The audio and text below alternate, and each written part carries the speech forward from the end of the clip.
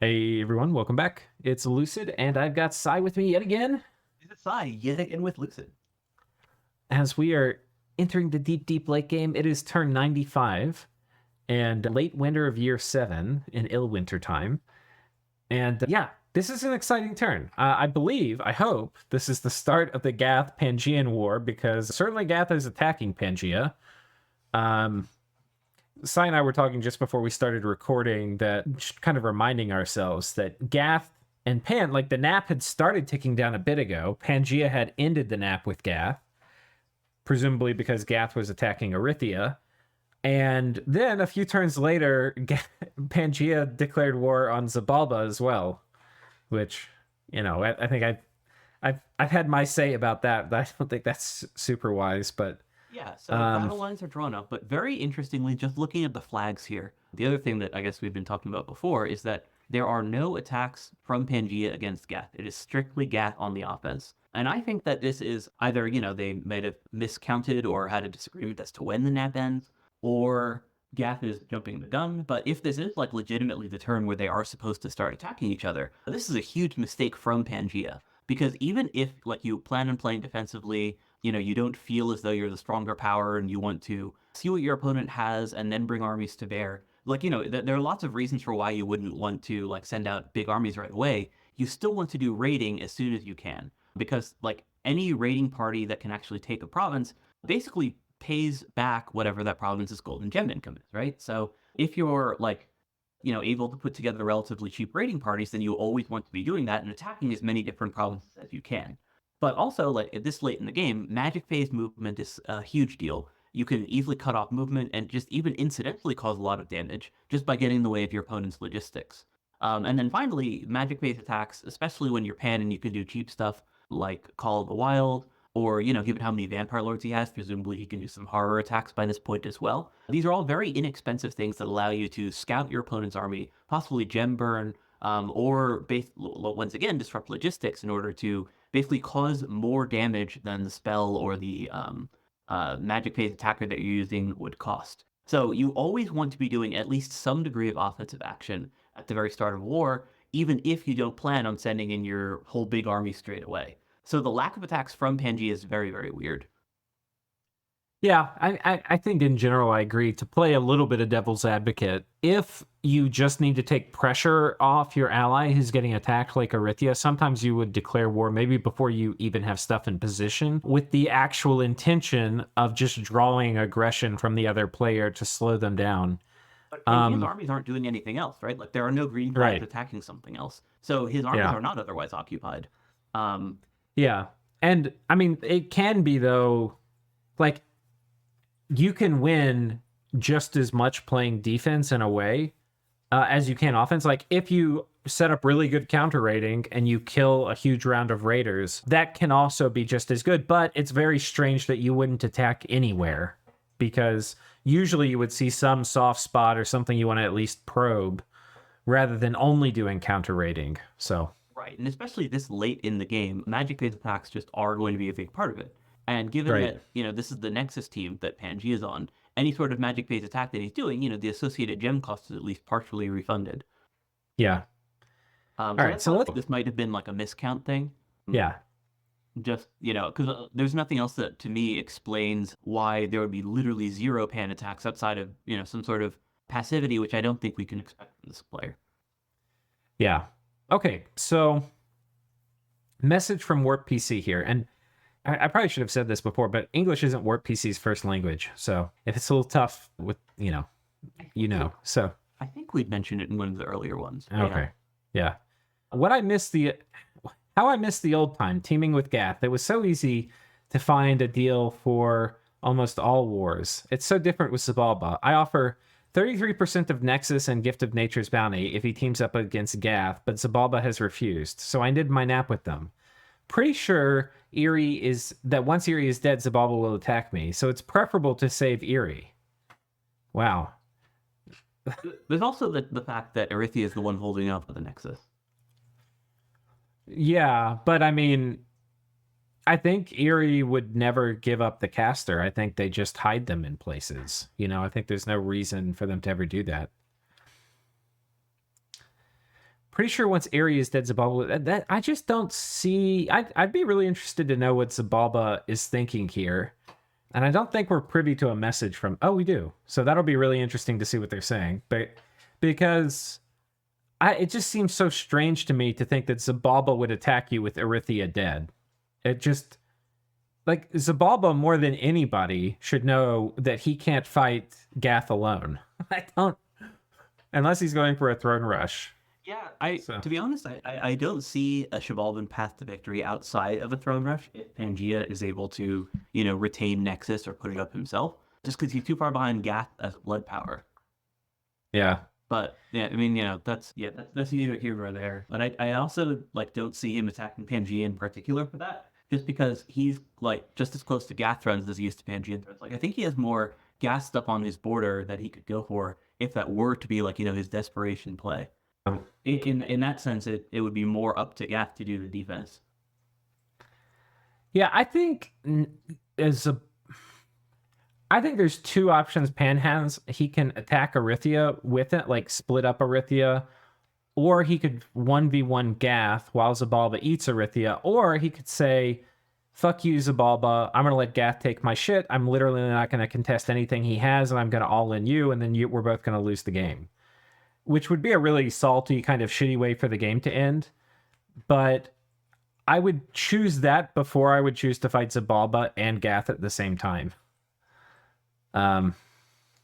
So again, I think we kind of talked this to death last episode, but yeah, I still think that people don't realize just how far ahead Gath is because they haven't seen the horror army. So like they do, I think that everyone at this point does have a grasp that Gath is number one, but I don't think they know how far ahead he is, right? So Pangea might still be thinking, okay, this is a war, this is a 2v2, we're at the disadvantage, but I should still try to fight it out. Maybe, come up with some... No, but still, so I'm just talking conventional power. Conventional power. Nobody, like, look at the next line. I've done a lot of tests, and I cannot succeed to beat the Gath army unless I have 300 air gems of items and 500 fire gems of items per army. Morale helmets, fire shock resistance armor. So I'll do the second solution and craft a bunch of assassin. Anyway, so this is like,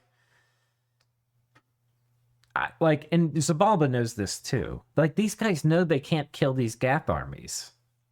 So, yeah, I think that a lot of it really is like he's talking about the shock armor there. That's actually a huge part of it. Is just how much lightning damage these Gath armies have at this point due to his hordes of Shadim and the regular storm demons. Yeah, that's the truth. But yeah, I'm glad that he's like basically looking at alternatives for how to beat these armies, like pick them apart, take out the commanders. Even like he's saying no leader, no battle, but also just think you can kill like a bunch of big commanders if you can separate out these armies, like that they arrive with only half of the demons they're expecting to, or they're missing some crucial battlefield spells. That can also turn a battle. Yeah, that's true. We know that Gath is planning for this, though. They're using a bunch of their sages, which have no further purpose, as commander chaff. And I think they mentioned in the game thread that they were summoning shadow imps too. So a bunch of commander chaff. We'll see how much they actually use, because we'll start to see some combat or some battles here. And for the things can move in stealthily, or they can appear stealthily, but they need to be present. They can't be stealth the turn the assassination happens to trigger it. So we should be able to kind of see them. We most likely won't see them in the battles because like you stealth move them in. But then unless, he already thinks that he's sitting underneath assassins, in which case you do need to move them in regular phase. So yeah, we'll see. Okay, there's something that I find pretty fun. I can't defend the Misfortune throne, putting Gath at 7 thrones. But I'm not sure if Gath noticed that my throne near the water lake has almost no defense. Yeah, this is the one we were thinking he might go for with Horrors. Yeah. In part because of that big unrest spike, right? So it shows that there is a huge number of Horrors there. And also because, as Pan is pointing out, with like a large amount of magic phase, you can instantly pop that just with conventional armies. Yeah, I have something like 20 Sage Centaur there. He has a Gatestone, though. And if he teleports an army full of Shed and Sayer, I can't beat him, and he can win in the next 2 turns. Let's see if Gath sees this opportunity. That's okay. I have my main army near his air throne with stealth items minus 75 army size, so I hope I can manage to find a way to beat his army there and take the throne. If this works and I get 6 thrones, then I have a very, very short window for winning. Yeah. I don't know. I think in some way, if the game goes super long, he might win. I don't think it's going to be really hard for him to win in the short run. Some of that's just because I know about Gath's horrors, but I think it'd be really tough for them to. I think that his short window for winning means that he might be just referring to his being within reach of winning, that he only needs 2 more. Yeah. Because this late Okay. in the game, when everyone's got all this big magic phase stuff, that becomes very accessible, right? Like you can just Right. magic phase 2 armies deep into enemy territory. Yeah.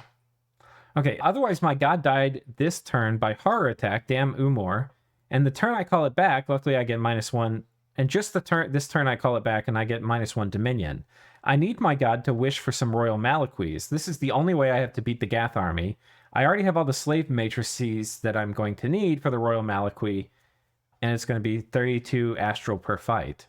Okay, this is good. This, I think, is actually his only reliable way to beat the Gath army, is Royal Malaquis and Master and Slave. So, Yeah. So the other thing that you can do, so there's also like a hero version. What is it? First couple. Do you know if yeah. anyone's wished for that one yet? Because I think that one has an even faster cast time. Yeah, that one's innate 3. The problem, I think that one's actually inferior because you can get it wished away. I have actually True. Yeah. I have actually lost a Royal Malaqui to that. And I thought I guess I'll go ahead and put this spoiler out on the internet for how to kill it. Though I think with me putting this up, nobody's going to use it anymore. So somebody who was supposed to be in the tournament finals, Olio, he had to drop out at the last minute. But he killed my Royal Malaqui and won a game that he was playing against me. But he wished, so I had put returning gear on it. So if he wished for it, and it was scripted to return unless I was using it that turn in combat. So it either cast returning and it had ritual of returning. So it was going to be very hard for him to snipe it if he wished it somewhere. But he killed his PD in a lake with like an indie attack, and So then there was wished no- for it in the lake, so there was no battle for it to trigger it back. That's pretty good. Yeah. Because I didn't have water breathing on it. That was the gap I had. But yeah. But I mean, even just wishing it away on the turn that it's needed for a crucial battle is usually going to be good enough, given That's how true. expensive these things are to deploy, and that the fact that they rely on like these mass communion matrices. I actually had completely forgotten about that, but yeah, uniques do have that downside this late in the game where multiple sides, or I should say, like all the major players even, are running around being able to cast wish on any given turn. Yeah, I mean, you should remember that your tournament finals win had a bit of that with Arco trying to snipe your uniques, and you anticipated it and did the Ultra Jedi play of rescuing it out of Arco's capital with the Vortex of Returning. Yeah, So that was super cool. That was probably the coolest move of the whole game. Okay, let's look at Zabalba real quick. So we ended up taking the Throne of Fortune from Tianchi with much less resistance than we expected. It was funny to see this turn. Gath put up Gift of Health just for Panta Overcast and take it. Diplo between the top 4 remaining nations is constantly changing, mostly around Pan coming up with new deals, etc. Zabalba is trying to find the best path forward to become more relevant and gather more strength. We expect a throne rush sometime soon. Gath only needs 2 more to win. Oh, okay. So I think I guess that kind of answers what Shabalba's perspective is here, and that he thinks that he personally needs to get stronger. So he knows Gath is strongest. He thinks that Pan plus Erythia can do some damage to Gath or something to that effect, and that he wants to get territory now before switching sides. But this That's how I doesn't read make that. sense to me. Like, you get territory to get money and gems. If he just gets a third of Nexus and Gift of Nature's bounty, that's going to be way more than whatever he's going to pick off of Erythia right now. It just The doesn't money make and gems sense. that you get from that deal are contingent on your staying in that alliance, right? So, like, if he wants to be on par with Pangea, he can't be reliant on Pangea gifting him stuff. I mean, maybe he could say, look, you guys can't, this is going to be for the rest of the game. And maybe they would choose to agree to it or not. Or he could say, that's going to be for 20 turns, no matter what. No matter the diplomacy change, unless I throne rush or something. He could put in different terms, but it doesn't seem like he's, like, so far it just seems like he's just saying no. But like, It doesn't make sense. He's expecting Gath to throne rush. He wants money and gems, and then he's refusing money and gems while distracting the guy who's like Pan needs to stop Gath. He doesn't need to be worried about Zabalba. Yeah. No, Yeah. that's true. I'm not sure, I guess, what his endgame plan is there. It's just that's how I'm reading it in terms of like how he figures the balance of power looks and whatnot. That just, Yeah. based on what My he's I written there. I'm guessing we're gonna see from what Gath is saying how Gath has charmed Zabalba. That's going to be pretty interesting. Do you want to read the Gath one? Or I have to admit that one war that I lost completely this game is the Global War. I should have anticipated Pan going for Gift of Health himself, so by base casting it twice and Vengeful Water once, I just fueled the Nexus even more. It was certainly a mistake, and now even with the DoD factor, we are on a clock, I guess. Well, here comes my lack of late game sense and experience. I'd say he's got a pretty good late game sense, but anyways. Yeah. However, we certainly do have tools to win the game before the timer counts down, and we are working towards it. And also, we have 700 nature gems that can be used to overcast Gift of Health when we need it for the victory push, because it is highly unlikely that Gift of Health cast 2 turns after Gift of Nature's Bounty is a huge one. I don't know if that's the best use of gems, but I guess if he's really concerned about the fat HP or something. Yeah. The only nation that I have a nap with now is Xibalba. I just canceled a Garth in nap 3, with condition that every turn either of us has an army adjacent to the 7th throne, he has to make a promise that the throne will not be attacked this turn or the throne nap is void. I insisted on the make a promise part because otherwise this adjacent condition really restricts me in my core land defensive operations against Pan. Interestingly, I don't really need a nap with Xibalba because it makes no sense for him to attack me now and he knows it. But Xibalba needs it because by having it active, he knows I won't go for his thrones and it is a fair judgment. Huh. Okay, well, these guys have a different sense of diplomacy than I do, so I don't Yeah. see that It's deal being, weird. yeah. What do you think about it? I just think that there's way too many qualifications there for anything stable. And also, if you're at like the point where you can throne rush by winning 2 battles, then it sort of behooves you to just go end the game. Especially like, if you're already saying that you're tired of the game and want to close it out, that you should just like do that. Yeah. I mean, Making a deal that's explicitly like it seems to be slowing down your winning the game when you've already beaten Xibalba pretty badly. I don't see a point to his making that sort of distinction there. I think he should, if he wants to have a nap with Xibalba, he can. If he wants the nap to end on the 7th throne thing, to appease Xibalba, then he should just expect Xibalba to go attack him soon, right? Like he's so close to winning the game, it doesn't make any sense for him to, put these restrictions on himself and yeah, like I think that he can win the game while following it. He just doesn't need to. yeah, okay, so but it just seems weird. Like Gath is sitting on 5 thrones? No, 6 thrones. 6 thrones. And Zabalba's sitting on 3. Yeah, no, the seventh throne thing is very clearly designed so that Xibalba has an out if Gath is about to end the game. Like that's what that's supposed to mean, right?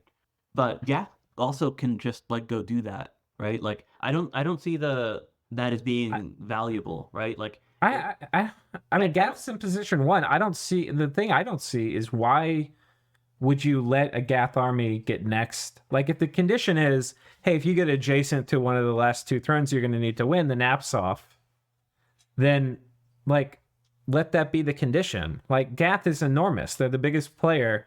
They don't need to, like, position their armies near Pan thrones so that they can adequately defend themselves. Like, it's crazy. It's crazy speak. I just be like, don't go near their thrones or I'll attack you. And, I mean... Yeah, Even that's we've also not been enough talking warning. about how like they should be attacking them anyways at this point. So Yeah. kind of it's all kind of moot. Yeah. But I also know the players on the Gath team. I have never played with Maven, who's the Gath head, but I know Hezekiah and Bernard both. Well, Hezekiah definitely nap breaks to Throne Rush. So that's in the cards. I think Bernard says they do too, but I'm not sure. I can't remember. Maybe they haven't. I don't want to besmirch their name publicly, but I know Hezekiah has because he's done it against me. But yeah, I would be very cautious trusting that in general. Yeah, I don't know. It just seems silly. Yeah. I also think that, it's much too wordy and reliant on some guy literally just, promising something and keeping it, which if you trust them anyways, then you could just put that into your nap rules instead of, needing to do this on a turn-by-turn basis. It's much too complicated for me. Yeah, that's true. Yeah. I mean, I think if you are big and you're about to win the game, you want to convince people like, hey, like I'm going to finish this war, but I want you to have space to grow and catch up. I need to defend myself. I'm not going to get near thrones. Like, then you shouldn't get near thrones. I mean, I know I'm repeating myself, but like that is the core thing, and nothing else really matters. Yeah, it's Uh, silly. yeah. All right, you gonna keep going here? Yeah. Unfortunately, I'm getting really burned out, so the plays may appear sloppier than they were before. There will not be any cool attacks from my side, because there's no reason to attack into Pan's Gift of Health forts and lose stuff now, except for the 3 raid orders, just like in Cabal War. P.S. Another fear is, of course, Armageddon spam, but hopefully Pan won't go this far, as it would completely cripple Erythea, reduces its own income by a lot, damages Blood Eco, and also irreversibly damage the many soulless mages he has. The former Marignon player, Holiday, has decided to join our team to help us on this finishing line. He's a great player, and I'm sure his help will be valuable. Finally, he is the one who participated in 3 teams during these finals, Marignon, Beatty, and now Gath. Surely there should be a record for that.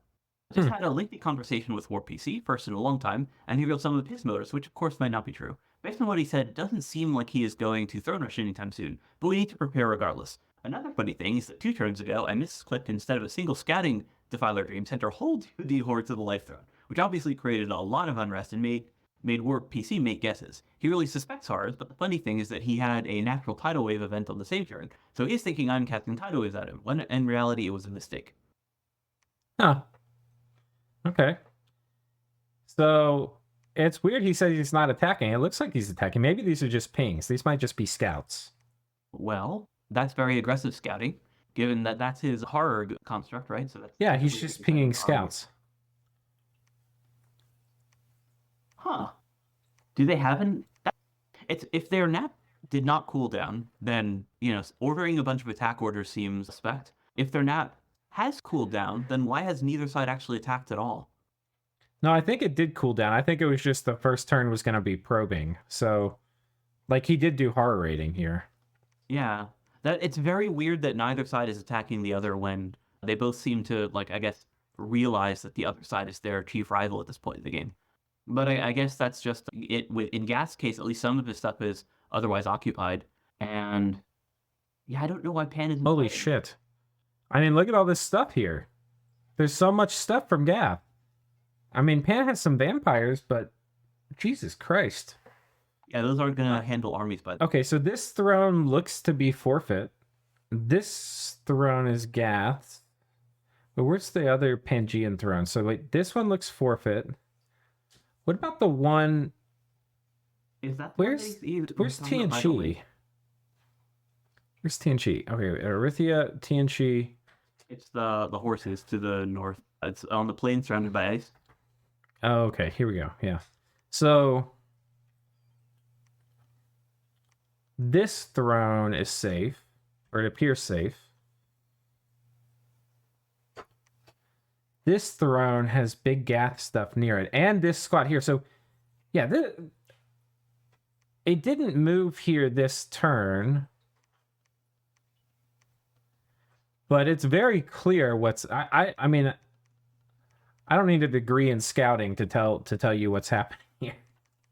These guys are clearly aiming for this throne. I think that the army immediately to that throne south is actually going to be attacking Pan, because that's a highly mobile group. So that's something that can like deep strike or whatever. It doesn't need to be on the border of that throne if he's planning on jumping on that throne with it, if that makes sense. My guess is he magic phase forts these two and moves this army up here to protect it from magic phase attacks. I don't think he's gonna. He doesn't. If he's planning on ending it soon, he's not gonna go near Pan at all over here. That's also just several provinces deep, right? Like, and that's not a throne, right? Like, there's no reason for him to chase after Pangea's army. And he's already, personally pointed out that he doesn't plan on fighting into Gift of Help Pangea stacks. Yeah. Which I do think that he could do, but, if he wants to play conservatively, he has that luxury here. Yeah. I'm surprised at the lack of raids. Yeah, let's take a look over here at the border. So basically just little pings over here to see what he's dealing with. That's an event attack. Yeah. I was just seeing what Pan was patrolling with.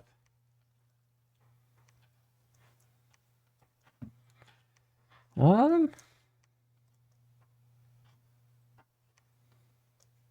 Well, I guess if we want to see battles, we'll have to look at Erythia getting eaten. yeah, let's look at that. uh, so yeah, this is the first turn Zabalba is attacking Erythia. That's a real army. It looks like it's mostly just his usual low mage commitment raids. He's got one real stack um, with the Dark Vines. Let's see, his god's in that one, which is interesting. I assume that god is twice born. Yeah. Let's take a look. He's still using very few mages, though. Yeah. He's twice born. Those types of gods are always very squishy. And the fact that he is attacking into enemy dominion means that he can just like easily get hit by just like an unlucky fires from afar or something similar. Yeah. Well, I think he had I think I saw a Coral Blade, and we'll see what else. Current maximum hit points is 6. Oh, he's in pretty hostile enemy dominion. Yeah, that's what it was. So like any sort of like high roll thing is going to kill him. With like cold fire resistance. Well, with 19 protection, he'll probably be okay. But yeah, he's still or Seeking Arrow could also get him, given how few commanders. Yeah. Army. Still, given that that's true. It's not like the end of the world, but that's fun. Though it looks like a lich is a raider from Erythia there. I can understand him wanting to get this throne as well. Like it makes sense that Zabalba wants some of the yeah. I think this is the thing. We've talked about it a lot, but like it makes sense to pursue the path of least resistance, and right now that's clearly Erythia. But it's like little things like Gath's war with Erythia is over, basically, right? And that time, Zabalba was waiting for their nap to tick down. So, probably an issue with having long naps in the late game. Probably better to turn naps into like nap ones or something, but... Yeah, well, the other thing is that, you'd kind of called that what you had been looking to see as a 1v1 and another 1v1. We might be seeing that just incidentally based on where these people are focusing. Yeah. Yeah. I mean, the other thing is this is not enough stuff down here to defend this throne if Gath attacks it. And the armies are going up here to fight Erythia. If he gets like this army killed, there might not be enough stuff to defend this. If Gath announced it, like, hey, I'm going to take this throne from you. There's some stuff up here, but... Paths. So yeah. he can bring stuff magic phase into that fort if need be. Yeah, but I mean, we know that kind of sucks because you're going to be fighting in a fort. You can get Blood Rained Wailing Wind. All your mages run. They die in the fort retreat. Yeah, yeah. I mean, the bigger issue that I guess, consistently been seeing with Cheval is he just doesn't bring as many mages as the other guys. Yeah, I mean, that's true, too. But, and given that he just captured that fort, it's not like he has a pile of blood mages and they're doing hunting or whatever. So he really does need to have, like, a decent-sized mage core built up in order to do the leech spam and so on that you kind of expect from Cheval late game. Yeah, and I mean, while Erythia hasn't been putting up an amazing fight this game so far, like their war against Tianchi was not beautiful. Tianchi was never so bold as to like put huge stacks on top of Erythian forts where you might have to run into like 200 Ducados or something. So that's another risk Zabalba is going to have to deal with, is that Gath is also... Well, no, Gath did find 100 Ducados in Mystics. But they vortexed out. Yeah. But that means it's stuff that Zabalba's going to have to deal with. Oh, God. To the capital, yeah. That's, I guess, the one scary Erythian army at this point, is just that cap stack. Yeah. He has more Mystics there than he has Draconians. I actually do believe that. Yeah, I think you're right. Okay, well, I think that's it. We're 30 minutes. Let's go ahead and call this episode here, and maybe we'll go ahead and jump and do turn 96. What do you say? All right, we'll see you guys there. Cheers.